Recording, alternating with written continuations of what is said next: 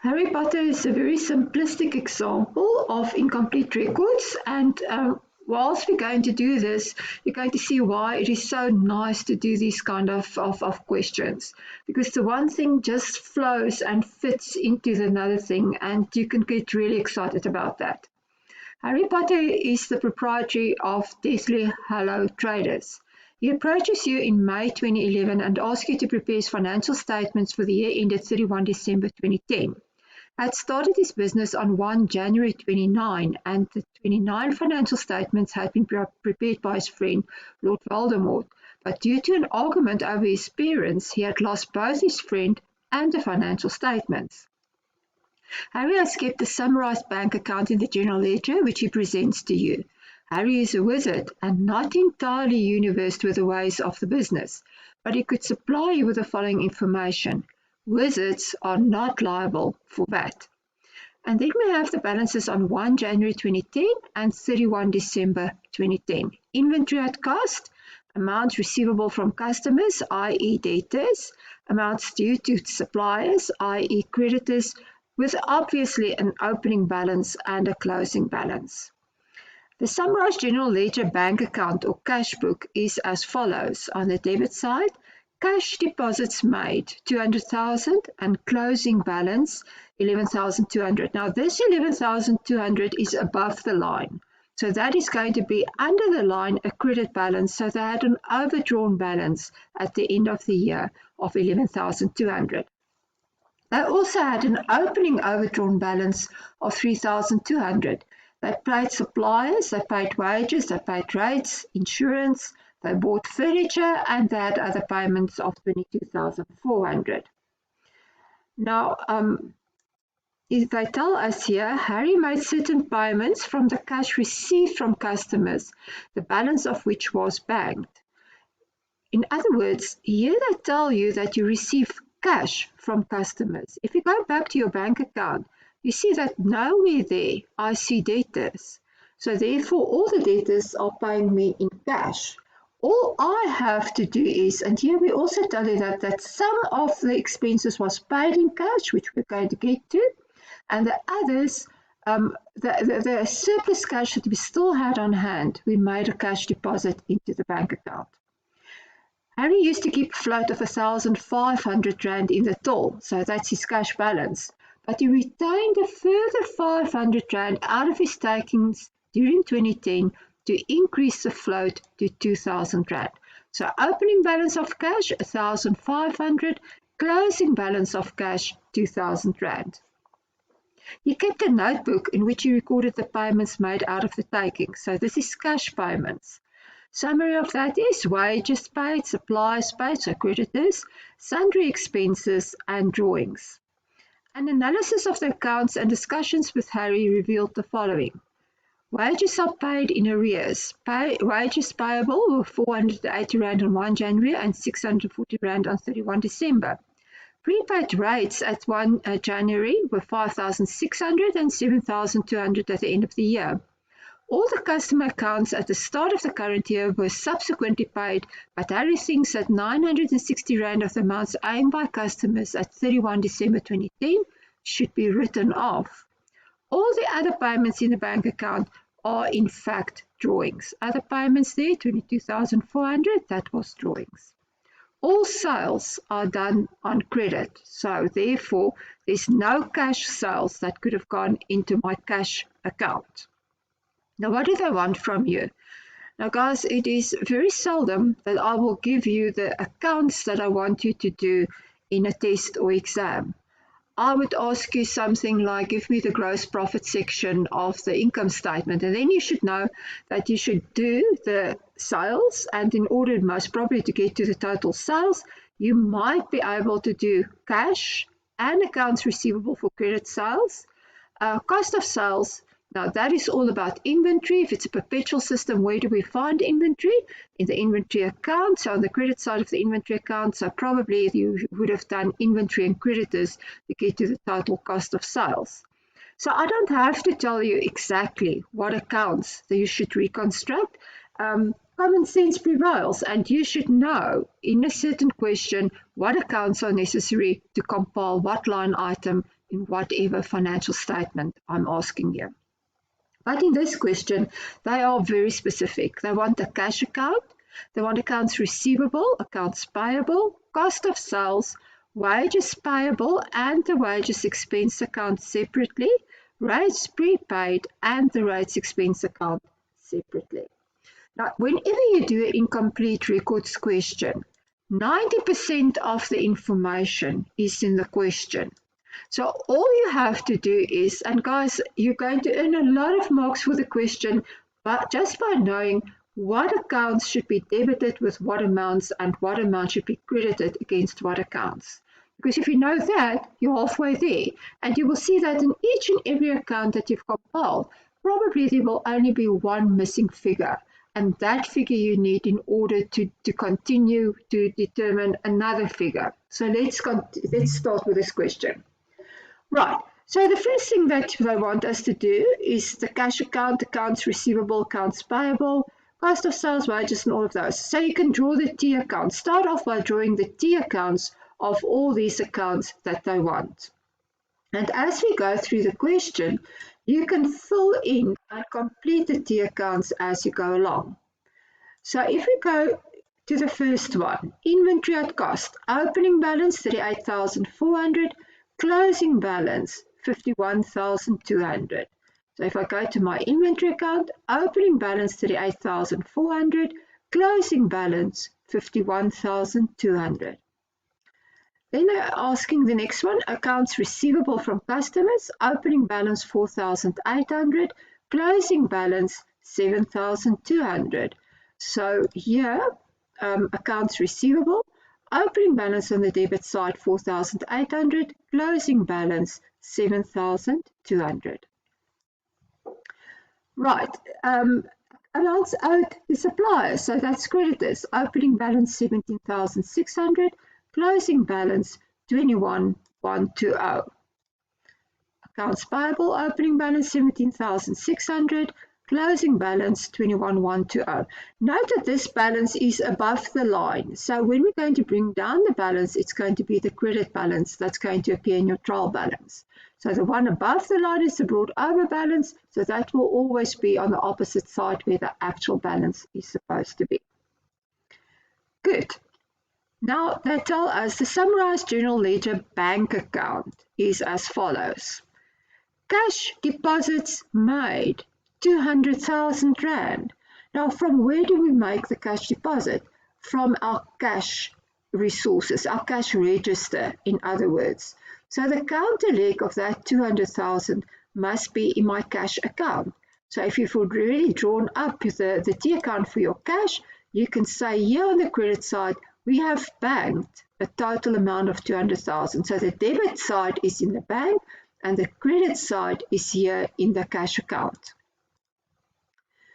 Then that was his closing balance on the credit side. Suppliers paid 115,200. So in accounts payable, on the debit side, bank 115,200. Then wages, you have to do the expense account as well as the liability account at year end, but the amount that was actually paid was 28,800. So against our expense account there, 28,800 as expenses paid for the year. Right, then rates, the same story. We paid actually 25,600. So in our rates account, rates expenses account on the debit side, bank 25,600. Then we paid insurance. We don't have to show insurance anywhere. We don't have to show furniture anywhere. And other payments they've told us later on was only drawings, and they don't ask that from us either. Right, the cash account. We can insert in the cash account now the opening balance of 1,500 and the closing balance of 2,000 Rand.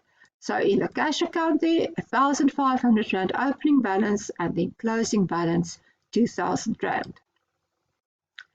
Then a summary of the information out of the notebook, that was the cash expenses, wages paid 4,160. So we credit a cash account and we will debit the wages expense account. So credit the cash account, debit the wages expense account, this expense account 4160.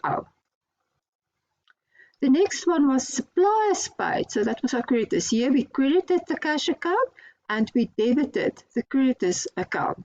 So we credit the cash account 4,800 and we debit our accounts payable cash 4,800. Then we have paid sundry expenses, which is not required from us, and drawings, which is not required from us.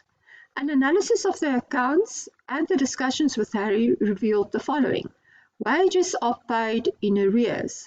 Wages payable were 480 Rand on 1 January.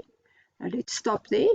So if we talk about wages payable, on the 1st of January, we had a balance of 480 Rand. That is that balance there. Then they tell us we also have 640 Rand in arrears at the end of the year. Now guys, what happens with amounts payable or receivable in the beginning of the year?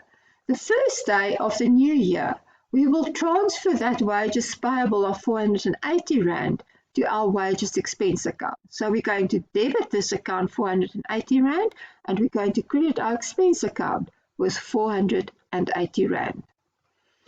At year end, they tell us that there is amount still payable of 640 Rand. Remember, once we've removed this, there's no balance left. So at year end, what do we want? We want a liability in our books. So we want to create a credit on the wages payable account. So there's our credit of 640 and the counter leg is going to go against our expense account. There it is, wages payable, 640 Rand. That 28,800 was paid by the bank, which we have already recorded. That 4160 was paid out of cash, which we have already recorded.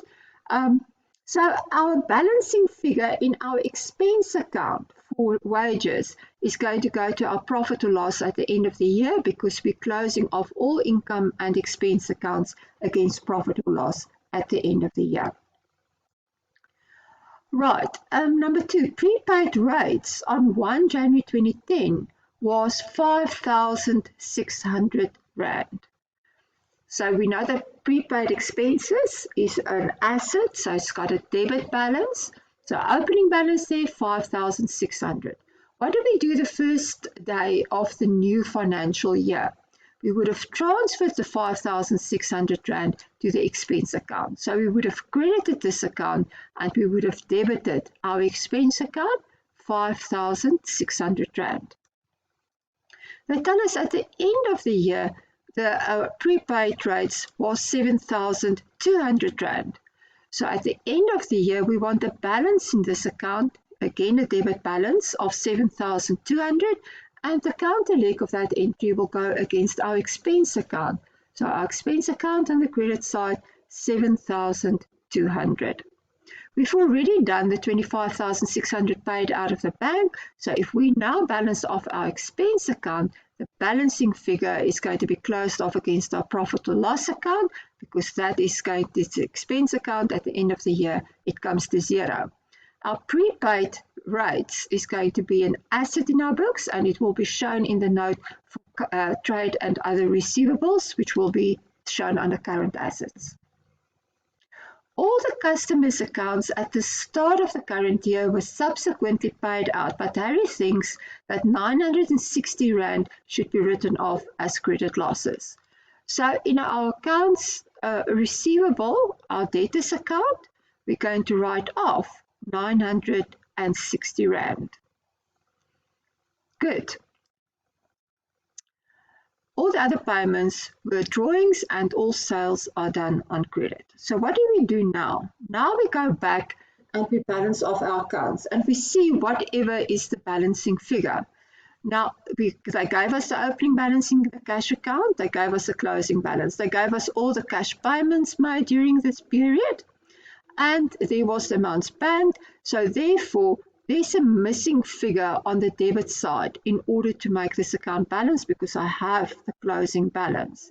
And they tell us that all our debtors' receipts is happening in the cash account. So therefore, our balancing figure here must be 246,132. If I can go back here Let me remind you where Harry made certain payments from the cash received from customers, the balance of which was banked. So we receive cash from customers, then he makes certain payments, and then certain amounts were banked. But that doesn't take away that we have received in total 246,000 from our customers, of which we only banked 200,000. Now that cash received from customers obviously feed through to our debtors account. So if that was the debit entry of 246,132, the credit side must be here in our cash account, 246,132. Moving now to our accounts receivable account, we have our opening balance. We have now the amounts received in cash. We have credit losses written off. We have the closing balance. So what is now the balancing figure? They tell us here, all sales are made on credit. All sales are done on credit. So the balancing figure in our accounts receivable account is now our sales figure, 249,492. Good.